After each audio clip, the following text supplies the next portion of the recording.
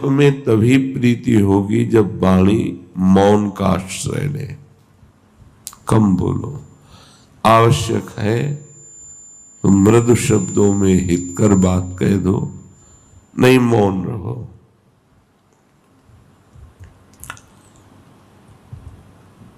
वाणी को जितना तुम संभाल संभाल करके नाम जप में लगाओगे तो तुम्हारा अभ्यास बन जाएगा नाम जप करने का।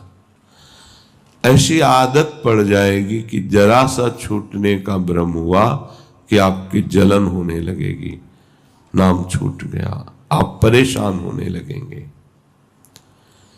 फिर तो उपासक की ऐसी प्रबल निष्ठा जगती है को 24 घंटे नाम जाप करने का लोभ पैदा हो जाता है।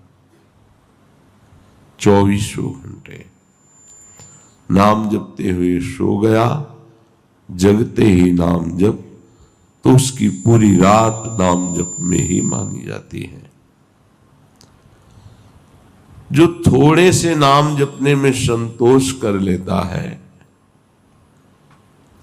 उसे भगवदानंद की अनुभूति नहीं होती। जैसे बड़े जोर की भूख या प्यास लगे तो एक एक क्षण मांग होती, कब पानी मिले, कब भोजन मिले। इसी प्रकार नाम प्रेमी का भी एक क्षण भी नाम के बिना नहीं जा सकता। अगर कहीं भूल हुई तो बहुत कष्ट होता है उसे। तद स्मरणेन परम व्याकुलते थी।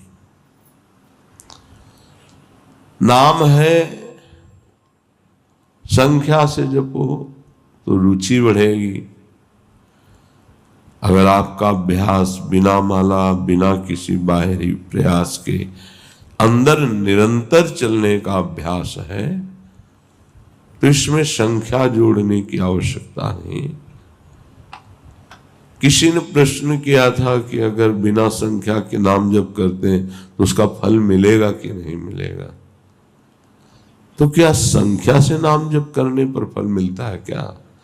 नाम जपने से फल मिलता है। वो जैसे भी आप जपें, वो अविनाशी त्रिगुणातीत नाम जैसे भी उच्चारण हो आपका मंगल करेगा। साधक को कोई एक पद्धति अपनानी चाहिए नाम जप की। महापुरुषों ने कई पद्धतियां बताई हैं। एक पद्धति है श्वास के साथ नाम जप करना। लंबी श्वास खींचो, कई नाम उसमें जपो, फिर आराम से छोड़ो, कई नाम उसमें जपो। इससे आपकी एकाग्रता बढ़ेगी और नाम जप में प्रीति होगी। और संतों ने कहा श्वास श्वास नाम जपे तो दुविधा रहे न कोई। अर्थात अब दुविधा नहीं कि पता नहीं भगवत प्राप्ति होगी कि नहीं। ये नाम जप की बात है जो श्वास प्रश्वास में निरंतर नाम का अभ्यास करता है। दूसरा है अपने मानस में नाम भगवान को विराजमान करो, लिखो। राधा दिखाई दे रहा है और बार बार राधा राधा राधा। इन नाम अक्षरों में अपार सामर्थ्य है। बारंबार अपने मन से लिखो और उसे पढ़ो, उसी को सुनो, उसी को बोलो। वो नाम तुम्हारा परम मंगल कर देगा, दृढ़ अभ्यास हो जाएगी। यदि नाम का ऐसे ध्यान नहीं होता तो जो विग्रह आपको प्रभु के प्रिय हो उस विग्रह को अपने पास रखें, थोड़ी थोड़ी देर में दर्शन करें, फिर वही नाम जप करते हुए मानस पटल पर आराध्य देव का चिंतन। राधा वल्लभ लाल को हृदय ध्यान, मुख नाम।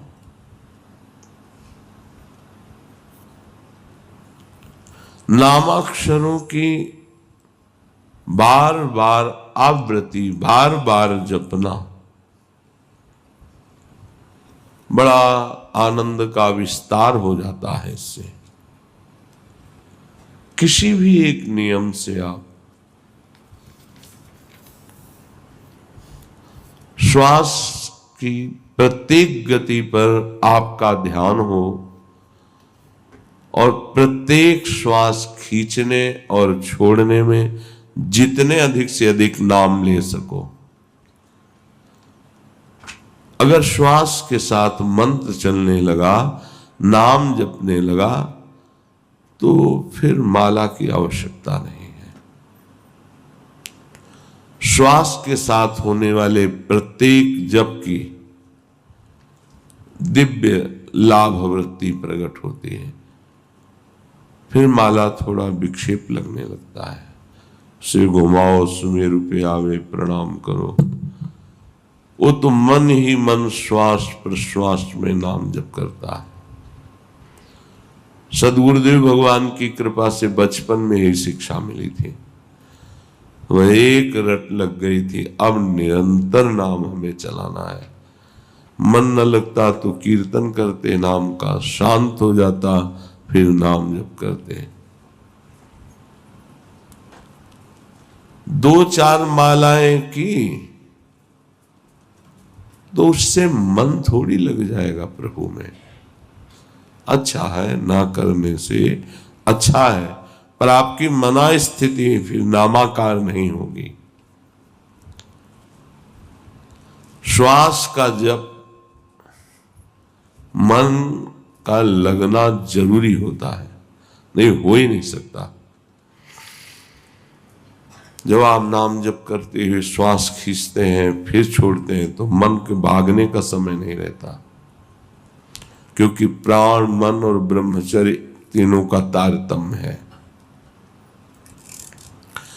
जो साधारण उपासक है, जिसकी अभी मनो गति में प्रवेश नहीं हुआ है, वो जिह्वा से जरूर नाम उच्चारण करे। ना बाहर उच्चारण करे तो उपांशु में उच्चारण करे। उठ हिले पर आवाज बाहर नहीं है। जब अभ्यास हो जाएगा तो यही उपांशु मानसिक में बदल जाएगा। श्वास का भजन मन के बिना नहीं हो सकता। जब मन ध्यानस्थ होता है, श्वास के द्वारा जपे हुए नाम पर साथ में जीभ से भी उच्चारण हो रहा है, तो ये अद्भुत गति नाम की प्रकट कर देती है। ये वृत्ति कभी भी उसका मन जप नहीं छोड़ सकता, जो श्वास प्रश्वास पे एकाग्रता पूर्वक नाम जप कर रहा है। श्वास श्वास नाम जप और उपाय कछु नाही। जिससे नाड़ियां या दिल धड़कता रहता है ऐसे ऐसे ऐसे। आप चाहो तो कलाई की नाड़ी से मस्तक में भी, हृदय में भी एक धड़कन होती है, उसके साथ नाम जोड़ दो। माला की जरूरत नहीं। जब आप उस धड़कन के साथ नाम जोड़ोगे तो आपका नाम नाड़ी के अनुसार धीरे धीरे नस नाड़ियों में उतरने लगेगा। भूरी सखी जी ने कहा है, रोम रोम जब रग रग बोले, तब कछु स्वाद नाम को पावे।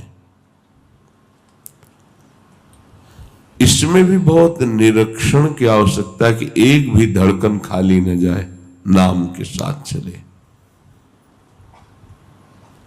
जीभ से उच्चारण और एकाग्रता धड़कन में ऐसे ऐसे होती रहती है। तो राधा वल्लभ से है, राधा वल्लभ से है।